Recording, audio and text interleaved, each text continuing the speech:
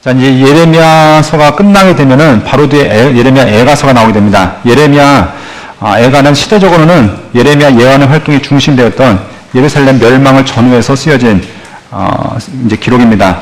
이 책은 역사적인 기록이라기보다는 이 선지자의 개인적인 심정, 이 예레미야의 마음을 나타내고 있는 글이 바로 이 예레미야 애가인 것을 살펴보게 되는데요.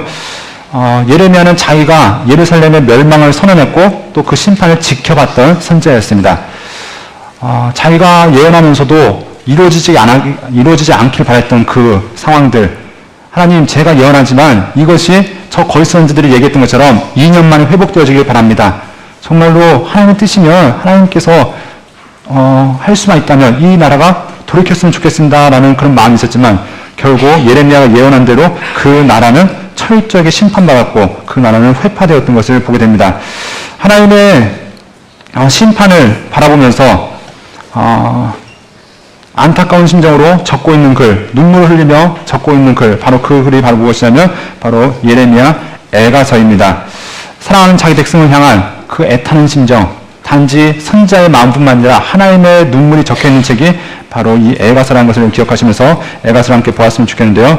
여러분이 보는 이 애가서는 여러분이 지금 읽고 있는 성경 개역 개정판으로 읽으시면은 아무래도 좀 감이 좀 떨어지십니다. 어떻게 읽으시는 게 좋냐면 쉬운 성경이나 아니면은 뭐 표준세번역이나 뭐 세번역 같은 경우를 읽으시는 것이 아무래도 여러분들이 이해하실 때 그 예레미야 심정을 느끼실 때는 좀 더 좋은 것 같습니다. 자, 애가서는 산문이 아니라 이 시문으로 쓰여있기 때문에 우리가 단편 시라고 보시면 좋을 것 같고요. 그리고 이 시의 구절 하나하나에 이 예레미야의 애타는 심정, 애끓는 심정이 이 가운데 담겨 있는 것을 보게 됩니다. 먼저 예레미야는 그 글을 적으면서 사랑하는 이들을 벌하고 있는 그 하나님의 안타까운 심정을 바라보면서 그것을 눈물로 적어가고 있는 것을 바라보게 되는데요. 자녀들을 벌하면서도 눈물을 흘리시고 가슴이 찢어지니까 하나님의 마음, 하나님의 그 눈물이 이 애가서 가운데 적혀 있다는 것을 여러분 기억했으면 좋겠습니다. 자, 먼저 이름을 보겠는데요. 예레미야 애가는 에카라고 부릅니다. 애가, 에카, 뜻이 이름이 의미 거의 비슷하죠. 그런데 뜻은 슬프다라는 뜻을 가지고 있습니다. 언제 쓰여졌는가? 바로 예루살렘 멸망 직후에 쓰여진 걸로 보여지고 있고요. 누가 썼는가? 바로 예레미야 애가라는 말씀을 통해서 알 수 있듯이 예레미야가 쓴 걸로 우리가 볼 수 있습니다. 자, 예레미야 이름의 뜻을 우리가 아까 보았습니다. 주께서 던지신다, 떨어뜨리신다 이런 말씀 것처럼 하나님께서 이스라엘 백성들을 놓아버리시는, 던져버리시는 그런 상황을 예레미야 겪으면서 그 가운데서도 하나님의 변치 않는 사랑이 무엇인지 발견하는 것, 바로 이것이 예레미야서였고 예레미야 애가의 이야기였습니다. 우리가 지금 읽고 있는 이 책은 예레미야 뒤에 붙어 있습니다. 그래서 우리가 대예언서, 대선지서 하면은 몇 권을 이야기하죠? 5권 이야기하면서 이사야, 예레미야 애가, 에스겔, 다니엘. 근데 어떻게 보면은 5장밖에 이루어지지 않습니다. 대예언서라고 보기에는 참 부족하지만 장수로 보는 것이 아니라 예레미야의 사역 기간을 보기 때문에 대예언서로 들어가고 있고요. 처음부터 이 자리에 있었던 것이 아니라 처음에는 선문서로서 자리 잡고 있었다고 합니다. 그렇지만 이것이 후대에 이제 편집되면서 자리가 예레미야 뒤로 붙여졌다라고 이야기하는데 유대 종교력에 따라서는 이것을 언제 읽냐면 한 7월, 8월 그러니까 아부월 9일에 성전 파괴를 기념하면서 읽는 책이 바로 이 예레미야 애가라고 이야기합니다. 그래서 처음에는 유대인들의 거룩한 두루마리, 5 두루마리 가운데 하나 포함되어져서 성문서로서 인용되었지만 지금은 여러분이 보신 것처럼 대예언서 가운데 포함되어 있다는 것을 여러분 기억할 수 있고요. 연대는 말씀드린 것처럼 586년에서 585년경이 되지 않을까라고 보고 있습니다. 계속해서 보는 것인데요. 남유다와 북이스라엘의 선지자들 보실 때 마지막 시대에 활동했던 선지자였습니다. 특별히 애가서는 마지막에 쓰여진 선지자로서 이렇게 이야기하는데 포로 후기, 포로에서 돌아오기 전까지 그 선지서들을 제외하고는 가장 마지막으로 적혀진 책이 애가서라는 것을 기억할 수 있습니다.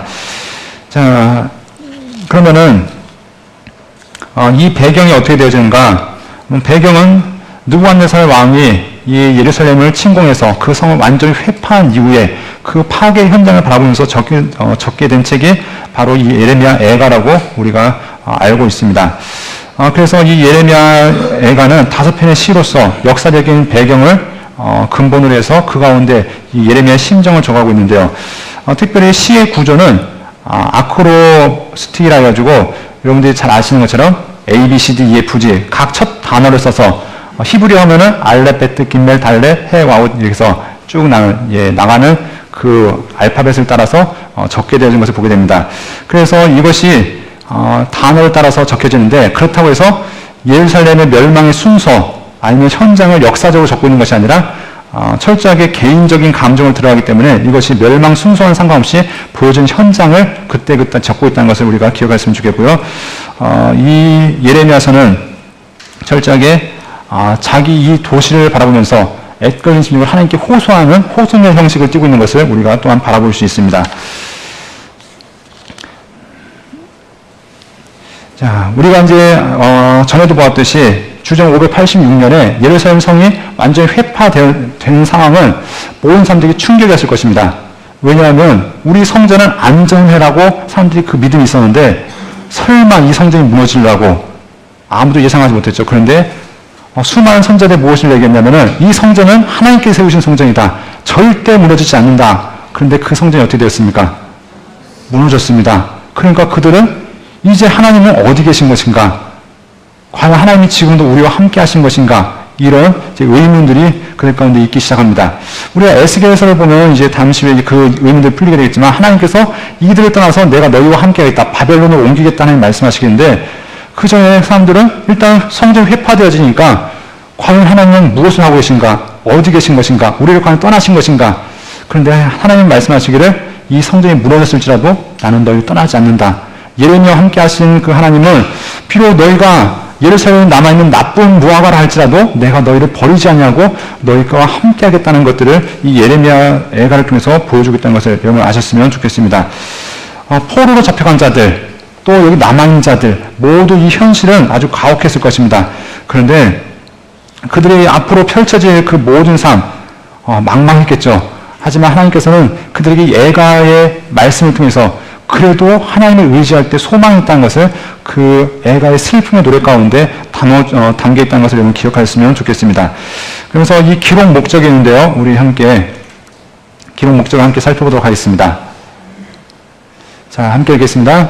바벨론 군대의 침략으로 폐허가 된 예루살렘을 묘사, 멸망으로 인한 민족의 장래가 불투명한 것과 외세 압제로 인한 백성들의 피폐한 현실 상황 속에서도 하나님의 절대적인 정의와 끊임없는 사랑, 이해를 초월한 하나님의 행동을 믿고 의지하며 신자가 가져야 할 신뢰와 인내의 필요성을 강조하기 위한 자, 크게 두 가지가 있는데요. 첫 번째는 이 성의 상황이 회파된 예루살렘의 상황이 어떻게 되는지를 잘 묘사하고 있습니다. 그래서 그 아이들이 먹을 것이 없어서 울부짖고 있고 또 심지어 인육을 먹는 사건들도 이 가운데 등장하는 것을 우리가 보게 됩니다.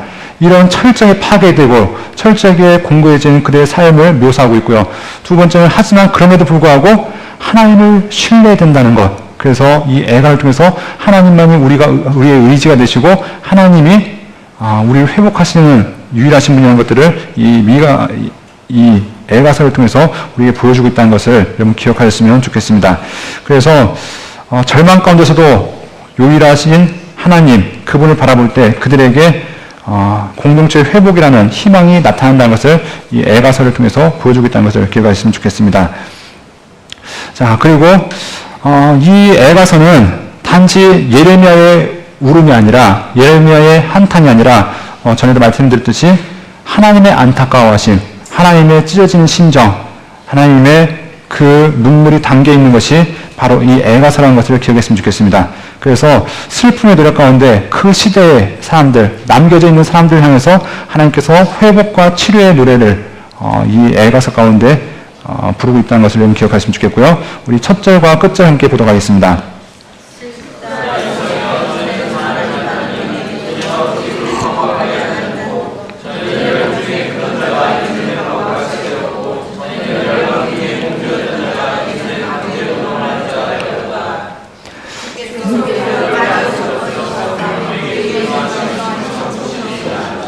네, 처음부터 끝까지 한탄과 슬픔이 담겨 있습니다.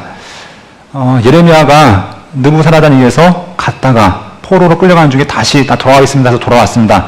돌아와 보니까 현장은 정말 말로 표현할 수 없을 만큼 처참하고 피폐된 것이 그들의 삶이었습니다. 그래서 전에는 그렇게 아름답던 성, 그렇게 공주라고 불리던 그 성이 이제는 과부같이 되었고, 그리고 아주 말로 형용할 수 없을 만큼 아주 피폐화된 그 성을 이야기하면서 마지막까지 무엇이냐면은 주님께서 우리를 아주 버리셨사오며 우리에게 진노하심이 크십니다 라고 얘기하면서 슬픔의 고백이 이 가운데 있는 것을 우리가 살펴볼 수 있습니다. 자, 그럼 전체 보게 보겠는데요. 에가서는 5장으로 이루어졌습니다. 5장인데 각각 한 편씩 시가 이루어졌다고 보시면 좋을 것 같습니다. 근데 크게 구별하면은 1장부터 2장은 죄로 인한 하나님의 심판이, 바로 여기가 고난받는 것이 무엇 때문인가? 바로 그것은 하나님의 심판 때문이라는 것을 이야기하고 있고, 또한 3장에서는 그런 가운데서도 하나님께서 예레미야에게 주신 소망이 담기는 것을 보게 됩니다. 예레미야가 현실을 당해서 탄식하지만 그 가운데서도 하나님 때문에 소망을 갖게 되는 것을 보게 되고요. 4장부터 5장까지는 예루살렘이 황폐되었지만 하나님께서 이 땅을 회복하실 것을 기도하는 그 탄식과 기도가 같이 담겨져 있는 것을 보게 됩니다. 그래서 우리가 1장부터 5장까지의 내용을 함께 이제 자세히 살펴가도록 하겠는데요. 먼저 1장은 고통받는 예루살렘에 대해서 이야기하는 것을 보게 됩니다.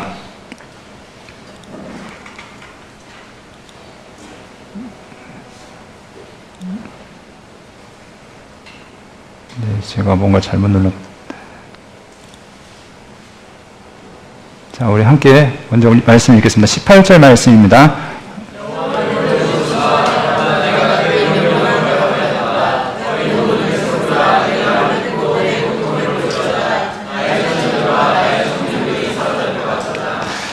첫 번째 1장에서는 이야기한 것이 무엇이냐면 그들의 육체적인 고난과 상처, 그리고 그들의 영적인 상처들을 바라보게 됩니다. 능욕당하고 버림받고 위로받지 못하는 한 여인의 삶을 표현하면서 그들이 얼마나 철저하게 고난 가운데 있는지를 이야기하고 있습니다. 특별히 예루살렘을 여인으로 묘사하면서 앞에 보면 여러분이 아까 1절에 읽었던 것처럼 공주가 이제는 과부가 되었다라는 이야기를 통해서 그들의 삶이 고난 가운데 있다는 것을 얘기하는데, 하나님께서 이 성전을 멸망시키는 말미암아 또 이 예루살렘 성이 멸망한 말미암아 단지 그 멸망이 그것으로 끝난 것이 아니라 이것이 하나님의 성전이 이방인들에게 모독되어졌고 더럽혔다는 것들을 또한 이 탄식하고 있는 것을 보게 됩니다. 그러면서 오늘 18절 말씀은 백성들의 처녀들과 청년들이 사로잡혀 갔다 하면서 그들의 고통이 무엇이냐, 이들의 이 아름답던 성전 가운데 있던 모든 사람들이 다 끌려가고 지금은 성전 가운데 정말 어떻게 보면 별 볼 일 없는 자들만 남아있다는 것들을 현실적으로 이야기하는 것을 보게 됩니다. 그래서 예레미야에게 이야기한 것이 무엇이냐면 차라리 전쟁 중에 죽은 것이 행복할 정도로 그들이 차라리 행복하고 그들이 나았을 정도로 사람들은 굶어 죽어가고 있고, 급기어 살아남은 자들은 어떡하냐, 자기의 자녀들을 잡아먹고 있다라는 것들이 이 예레미야의 고백인 것을 보게 됩니다.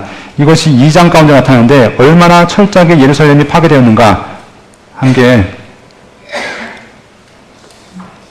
보도록 하겠습니다. 20절부터 22절까지입니다.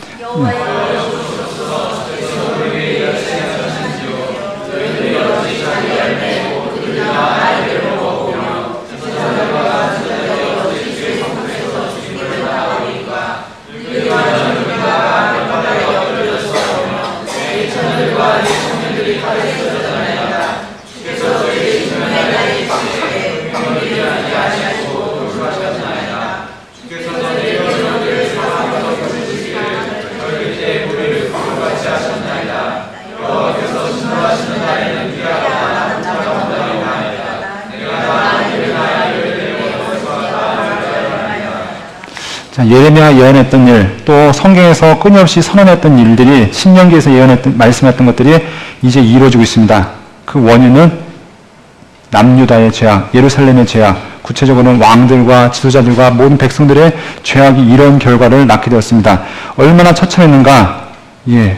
자기가 낳은 아들을, 딸을 잡아먹는 그 지경이 바로 그 상황이 된 것이 예루살렘의 상황이었다라고 이야기하고 있습니다. 이런 가운데서도 거짓 선지자들은 계속해서 무엇을 얘기하냐면 평안을 이야기하고 있고 걱정하지 마라. 하나님께서 회복하실 것이다 하면서 거짓 예언을 선하고 있었다는 것들을 이야기하고 있습니다. 하나님께서 지금 남유다의 대적이 되셨습니다. 남유다의 주인이신 하나님께서, 이스라엘의 주인이신 하나님께서 지금 그들의 보호자고 그들의 위로자가 아니라 그들의 대적이 되어서 그들을 징계하시고 책망하시는 것, 이것이 바로 2장에서 말씀하는 예레미야의 고백인 것을 보게 됩니다. 자, 그러면서 우리 신명기를 통해서 보았죠. 28장에 보면은 축복과 저주가 나타났었는데 그 저주 가운데 하나 무엇이었냐? 하나님을 섬기지 않을 때 임하는 저주에 대해서 이야기하고 있습니다. 그러면서 그 저주가 바로 이 예레미야 애각 가운데 철저하게 실현되었다는 것을 이야기하고 있습니다. 자, 그리고 세 번째 3장으로 넘어가면은 예레미야의 탄식과 소망에 대한 이야기가 나타나는 것을 보게 됩니다.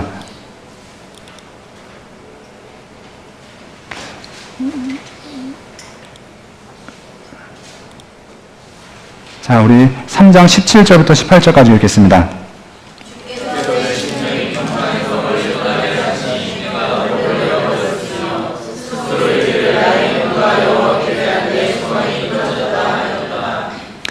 자, 예레미야가 이야기하기를 주께서 내 심령의 평강에서 멀리 떠나게 하시니 내가 복을 내어버렸으며 스스로 이르기를 나의 힘과 여호와께 대한 내 소망이 끊어졌다 하였더라면서 그의 삶 가운데 현실을 바라보니까 이제 의지할 것이 아무것도 없습니다. 나의 소망이 끊어졌습니다. 라고 얘기하면서 하나님 앞에서 철저하게 상황을 바라보면서 고통스러워하고 아파하는 것을 보게 됩니다.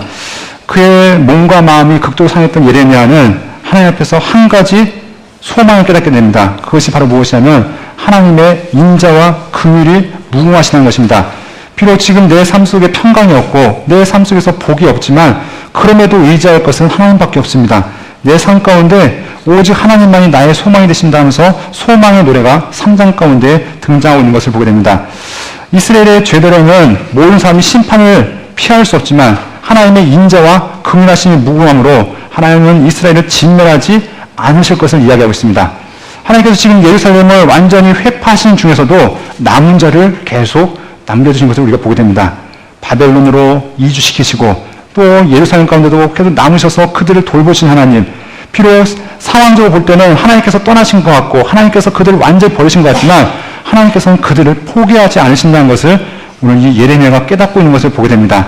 그래서 고통의 현장 속에서도 예레미야가 하나님 앞에 소망하는 것은 하나님의 인자하심, 하나님의 긍휼하심이 크심을 바라보면서 하나님 앞에 기도한 것들을 바라보고 있는 것을 보게 됩니다. 자, 그러면서 예레미야는 하나님 앞에 기도하고 있습니다. 19절부터 한번 보도록 하겠습니다. 내 고초와 재난 곧 쑥과 담즙을 기억하소서. 내 마음이 그것을 기억하고 내가 낙심이 되오나 이것이 내가 내 마음에 담아두었더니 그것이 오히려 나의 소망이 되사오물 여호와의 인자와 긍휼이 무궁하심으로 우리가 진멸되지 아니하느니라. 이것들이 아침마다 새로우니 주의 성실이 그소이다. 철저하게 회파된 예루살렘을 바라보면서 그 가운데 예레미야가 고백한 것이 무엇이냐면 여호와의 인자와 긍휼이 무궁하심으로 우리가 진멸되지 아니함이니이다. 이것이 아침마다 새로우니 주의 성실하심이 크시도소이다 하면서 하나님 현실적으로는 아무런 대책이 없습니다. 현실적으로는 아무런 소망이 없습니다. 소망은 하나님밖에 없습니다. 라면서 하나님께 의지하는 이 예레미야의 기도를 바라보게 됩니다. 그래서 예레미야는 철저하게 하나님 앞에 회개할 것을 그들에게 요청하고 있습니다. 분명히 현실은 암울하고 그 속에서 소망이 보이지 않지만 소망은 사람들 가운데 있는 것이 아니고 상황 가운데 있는 것이 아니고 소망은 하나님께 있다는 것, 이것이 예레미야에게 힘이 되어지고 그것이 그의 의지가 되었던 것을 보게 됩니다. 그래서 예레미야는 이런 기도를 하나님께 올리고 있습니다. 주께서 이미 나의 음성을 들으셨사오니 나의 탄식과 부르짖음에 주의 귀를 기울이지 마옵소서.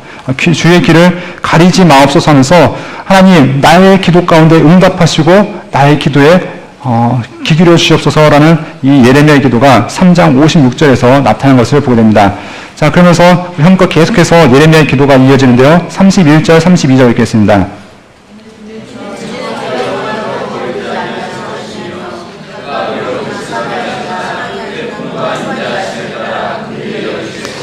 네. 처음 1장과 2장에서는 예레미야는 처참한 현실을 보았습니다. 세상에 자기 부모가 자기 자식을 잡아먹는 것보다 더 끔찍한 일이 어디 있습니까? 그리고 전혀 소망이 없는 그들을 바라보면서 하나님 이 나라 끝났습니다 라는 것이 1장과 2장의 상황이었다면 이제는 상황 속에서 그 소망을 찾는 것이 아니라 하나님을 바라보며 하나님께 소망을 찾는 예레미야의 모습, 그러면서 계속 하나님께 간구하는 것을 보게 됩니다. 하나님, 주님이 나의 소망이십니다. 주님께서 우리를 버리지 않으심을 내가 믿습니다. 주의 인자와 긍휼이 무궁하십니다 하면서 끊임없이 그 믿음의 고백이 이 가운데 있는 것을 보게 됩니다. 그리고 40절부터 41절 함께 보겠습니다.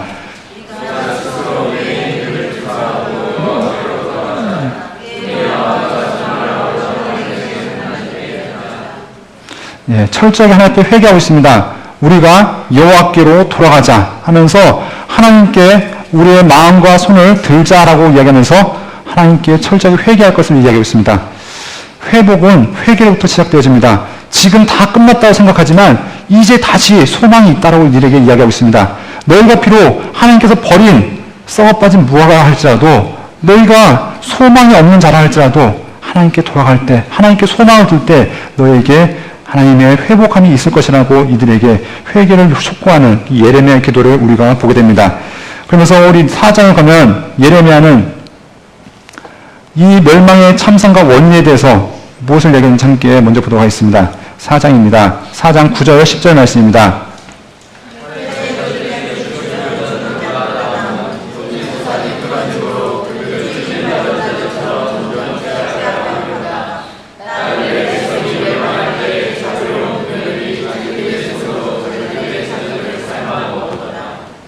예레미야는 멸망의 참상을 바라보면서 뭐라고 얘기하냐면 이 모든 것들이 모든 죄악이 소돔보다 더 큽니다라고 이야기하고 있습니다. 그리고 그 죄 때문에 우리가 하나님의 진노를 경험하고 있습니다.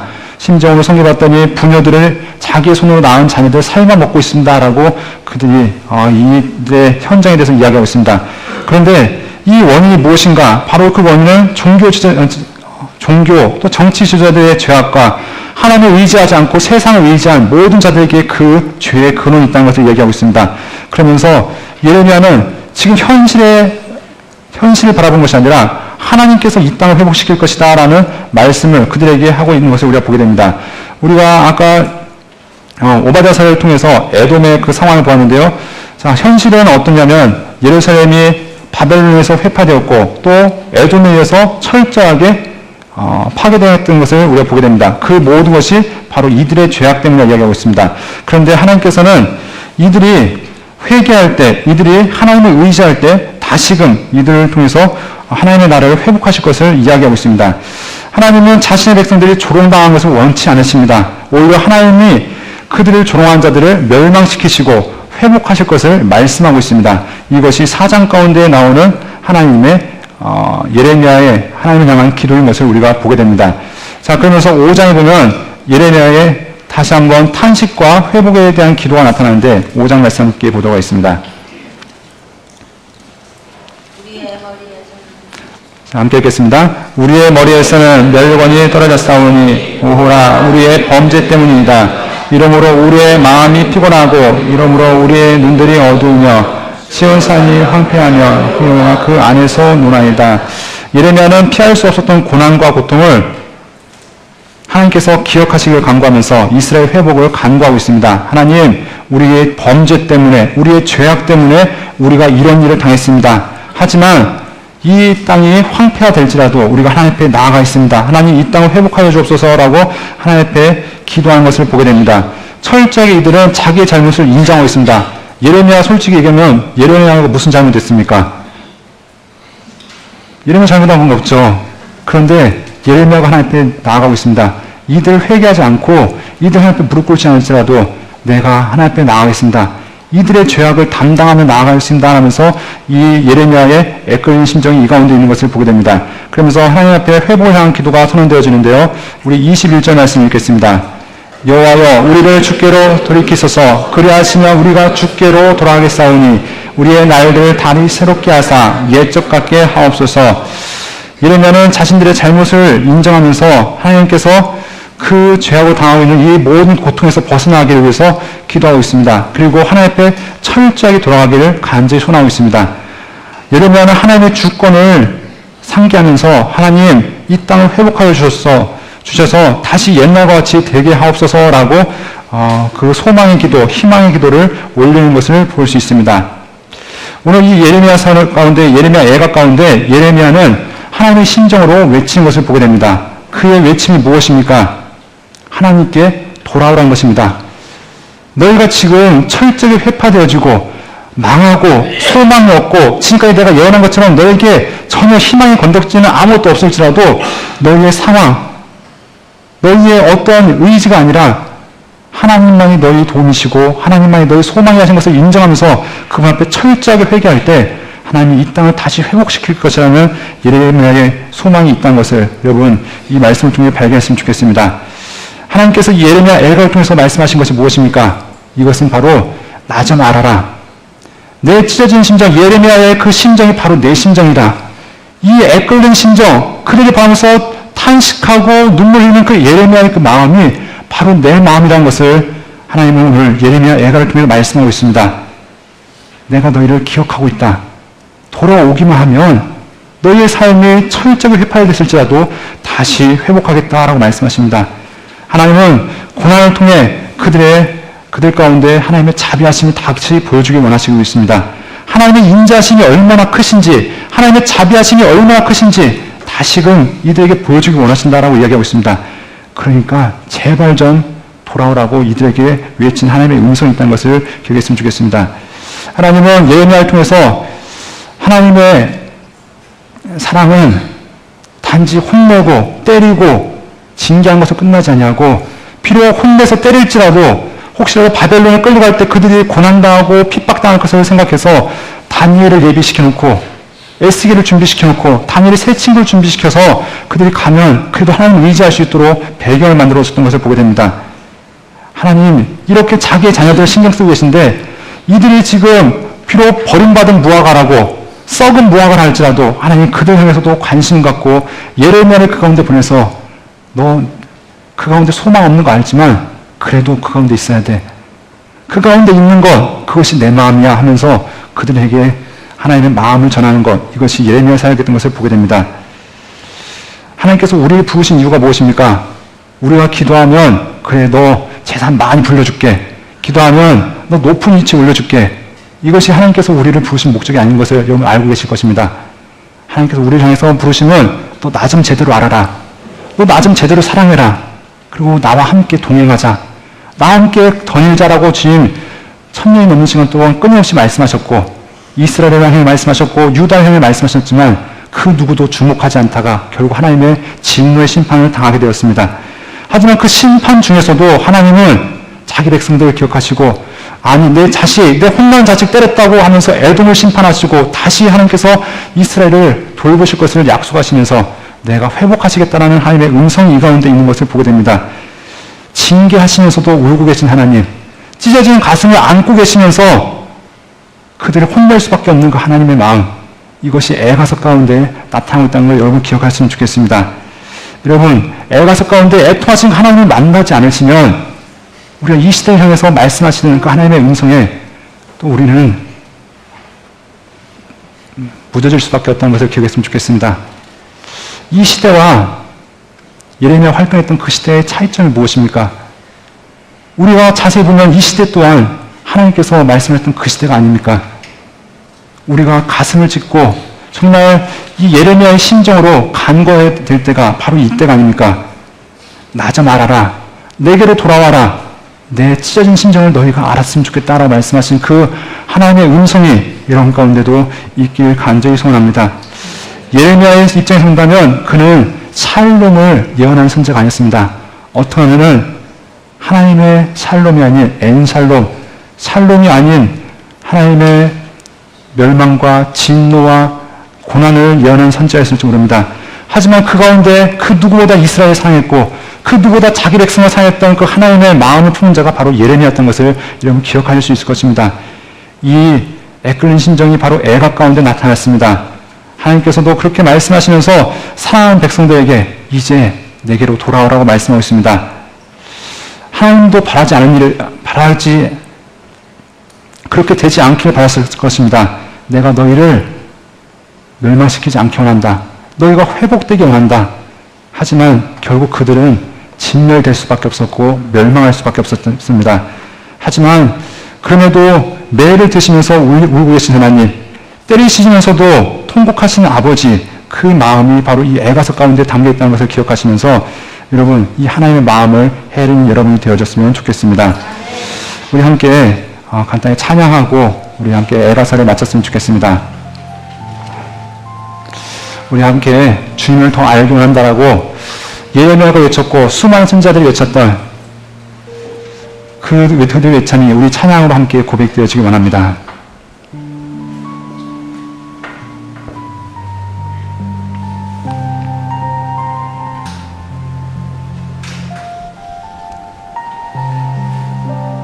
주님을 더욱 알기 원하네. 나 주님을 더욱 알기 원하네. 나의 평생의 소원 내 주님 한 분만 간절히 알기 원하네. 내 평생의 소원 내 마음 다하여 주님을 알기 원하네. 주님을 더욱 알기 원하네. 나 주님을 더욱 알기 원하네. 내 마음 다해 내 평생의 소원 내 주님 한 분만 간절히 알기 원하네. 내 평생의 소원 내 평생의 소원 내 마음 다하여 주님을 알기 원하네. 우리 함께 기도하시겠습니다. 선자들이 끊임없이 외쳤습니다. 내가 너에게 원하는 거 나를 알라. 나의 사랑을 알라. 나의 공의와 나의 자비를 알라라고 하나님 말씀하십니다. 이스라엘 백성들 끊임없이 예배했고 끊임없이 소와 양과 염소와 비둘기를 잡았지만 정작 예배의 주인공이신 하나님을 알지 못했고 습관을 따라 형식을 따라 자기 마음대로 그들은 하나님 앞에 나왔습니다. 지금도 하나님께서 우리에게 말씀하십니다. 나 좀 알아라. 내 사랑이 무엇인지 알고 나의 마음 좀 알아라 라고 주님 말씀하십니다. 우리 함께 이 시간 하나님 주님을 알기 원합니다. 주의 마음을 알기 원합니다. 주님 앞에 더 가까이 나아가기 원합니다. 하나님 우리 안에 주의 마음을 부어 주옵소서. 우리 함께 기도하시겠습니다. 아버지 하나님 도우시고 인도하여 주옵소서. 예레미야의 심정을 아버지 우리 가운데 부어 주옵소서. 아버지 철저히 회파된 그 심정과 성장을 바라보면서 하나님 그 지혜의 시험으로 아버지 그들 향해서 노래하는 예레미야의 그 마음이 우리 가운데 있게 되시고 그들의 눈물에 하나님 우리 눈물이 되어지게 되시고 그들 향해서 애타는 심정을 나을 수 있도록 도우시고 인도하여 주옵소서. 아버지 도우시고 인도하여 주옵소서. 주님을 더 알고 주 옆에 가까이 나가게 하니 하나님을 바로 알라라는 그들의 외침이 우리 가운데 있도록 도우시고 인도하여 주옵소서. 아버지 주님을 알게 합니다. 더욱 알게 합니다. 더 가까이 나가게 합니다. 하나님 도우시고 인도하여 주옵소서. 역사하여 주옵소서. 아버지 주님을 알게 원합니다. 하나님을 바로 알고 주님과 동행하기 원합니다.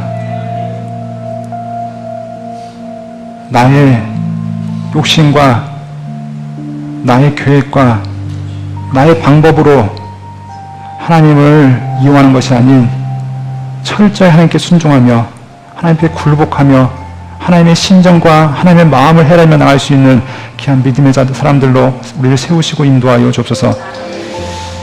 수많은 선지자들이 외쳤던 그들의 음성, 그 음성이 이제 우리 마음속에서도 들려지게 해주시고 우리의 입술을 통해서 우리의 삶을 통해서 이 시대를 향해서 선포되어질 수 있도록 도우시고 인도하여 주옵소서. 예수 그리스도 이름으로 기도합니다. 아멘.